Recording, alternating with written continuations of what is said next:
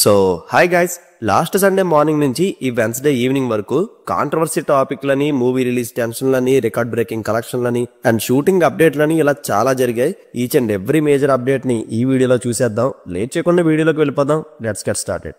First news వచ్చి singer Anantha Sriram గారు recent గా కల్కి క్లైమాక్స్ మీద ఒక కాంట్రవర్సీ స్టేట్మెంట్ రైజ్ చేశారు. కల్కి సినిమాలో కర్ణుడు అంత గొప్పవాడు లేడు అన్నట్టు చూపించారు. అండ్ అర్జునుడికి అగ్నిదేవుడు ఇచ్చిన ధనస్సు కన్నా కర్ణుడికి సూర్యభగవానుడు ఇచ్చిన ధనస్సు గొప్పదని వ్యాస భారతాన్ని వక్రీకరించి సినిమాటిక్ లిబర్టీ తీసుకొని కల్కి సినిమాలో కర్ణుడికి అనవసరమైన ఎలివేషన్లు ఇచ్చినందుకు సిగ్గుపడుతున్నా అని చాలా నిర్మోహమాటంగా చెప్పేశారు. ఇది జస్ట్ కల్కి క్లైమాక్స్ కోసమే కాదు, హిందీలో దమ్మరదం సాంగ్ గురించి, పీకే సినిమాలో సీన్ గురించి, బాజీరావు మస్తాని గురించి ఎగ్జాంపుల్స్ తీసుకొని మరి హిందూ ధర్మాన్ని సినిమాలు ఎలా వక్రీకరిస్తున్నాయని చాలా గట్టిగానే స్పీచ్ ఇచ్చారు ఆయన. అండ్ దీనికి కల్కి మూవీ ఫ్యాన్స్ చాలా అఫెండ్ అయ్యి సోషల్ మీడియాలో అనంత శ్రీరామ్ గారి మీద కామెంట్స్ యుద్ధం మొదలుపెట్టారు. అండ్ బృందావనం సినిమాలో కృష్ణుడి వేషం వేసుకున్న ఎన్టీఆర్ గారికి చిన్నదో వైపు పెద్దదో వైపు అన్న సాంగ్ ఎలా రాస్తావరా అని చెప్పి వాళ్ళ స్టైల్లో వేసుకున్నారు. అండ్ ఫ్రీ అయితే ఆ స్పీచ్ చూడండి, ఆయన మాట్లాడింది తప్ప రైట్ అనేది మీదే జడ్జిమెంట్. అయితే ఎలాగో కల్కి టాపిక్ వచ్చింది కాబట్టి దీని గురించి మాట్లాడుకుంటే, కల్కి పార్ట్ 2 ఎప్పుడు వస్తుందని, అసలు ఎప్పుడు స్టార్ట్ అవుతుందని నాగశ్విని గారిని అడిగితే ఆయన కూడా చెప్పలేకపోతున్నారు. కొంచెం టైం పడుతుందని మాత్రమే హింట్ ఇచ్చారు. ఐ థింక్ ఇది స్టార్ట్ అయ్యేది 2026 లోనే, ఇంకా రిలీజ్ 2030 ఏమో. ఎందుకంటే ప్రభాస్ గారికి అసలు ఖాళీయే లేదు.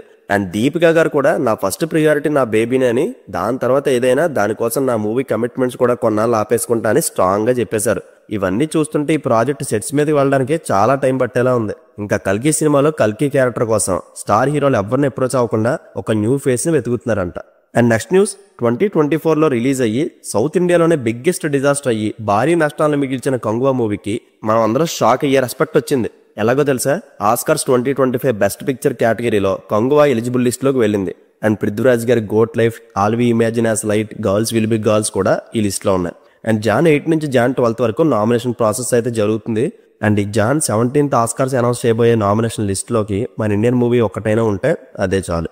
అయితే ఇండియన్ ఫిల్మ్ ఫెడరేషన్ కంగువా మూవీని ఆస్కార్కి ఎలిజిబుల్ చేయడాన్ని చాలా మంది క్రిటిసైజ్ చేస్తున్నారు. 2024లో ఇండియా వైడ్ బోల్డ్ అనే టాప్ క్లాస్ మూవీస్ ఉండగా కంగువాని చూస్ చేయడం పూర్ చాయిస్ అంటున్నారు.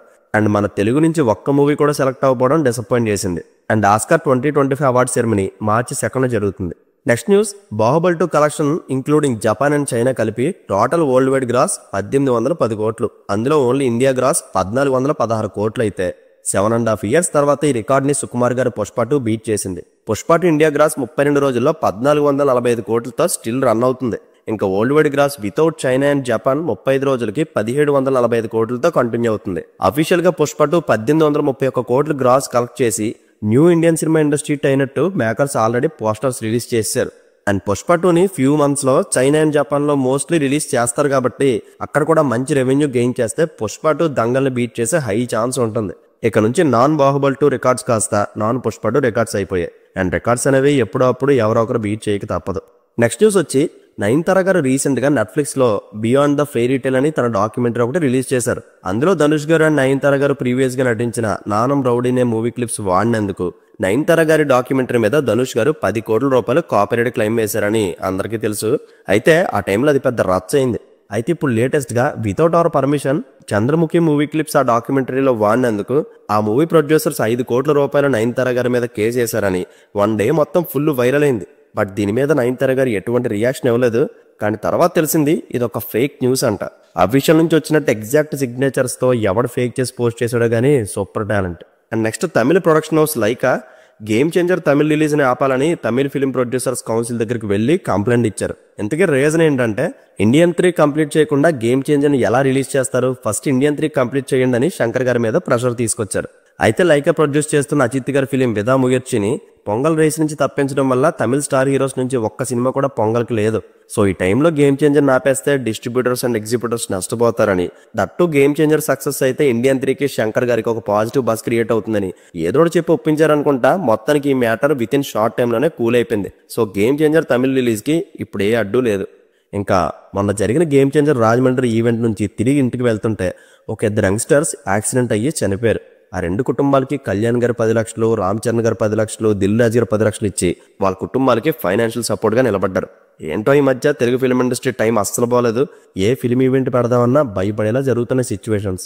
అండ్ నెక్స్ట్, హరిహర వీరమల్లు నుంచి first single June 6th release అవ్వాలి, బట్ అగైన్ పోస్ట్ పోన్ అయింది. ఇలా పోస్ట్ పోన్ అవడం అప్పుడే 3rd టైం ఇది. కళ్యాణ్ గారి బర్త్డేకి, దివాళీకి, మళ్ళీ ఇప్పుడు అఫీషియల్గా. మేబీ పండగకి రిలీజ్ అవ్వచ్చేమో.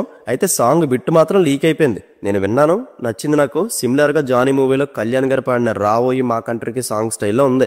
అండ్ మూవీలో ఈ సాంగ్ సిచ్యువేషన్ నైట్ క్యాంపెయిన్ దగ్గర పాడుకునే ప్లెజెంట్ సాంగ్ ఇది. ఇంక ఈ మూవీ షూట్ 5 days కళ్యాణ్ గారితోనూ, 2 days బాబీ డియోల్ గారితో హార్స్ రైడింగ్ సీన్స్ అండ్ ఒక సాంగ్ కి సంబంధించి 1 minute clip heroine Nidhi Agarwal తో ఉంది. అండ్ టాకీ పోర్షన్స్ అయితే మొత్తం కంప్లీట్ అయిపోయాయి. జాన్ ఎండింగ్ అంటే షూట్ ర్యాప్ అయిపోతుంది. ఆల్రెడీ పోస్ట్ ప్రొడక్షన్ వర్క్ కూడా సైమల్టేనియస్ గా జరుగుతుంది. అండ్ నెక్స్ట్ శివకార్తికేయన్ గారి 25th ఫిలిం ఆకాశమని హద్దురా మూవీ డైరెక్టర్ సుధా కొంగర గారితో చేస్తున్నారు. అండ్ శ్రీలీల గారు ఇందులో లీడ్ యాక్టర్స్ గా, జేఎం రవి గారు యాంటగనిస్ట్ గా అదర్వ ఇంపార్టెంట్ రోల్ లో నటిస్తున్నారు. రీసెంట్ గా చెన్నైలో షూట్ కూడా స్టార్ట్ అయిపోయింది.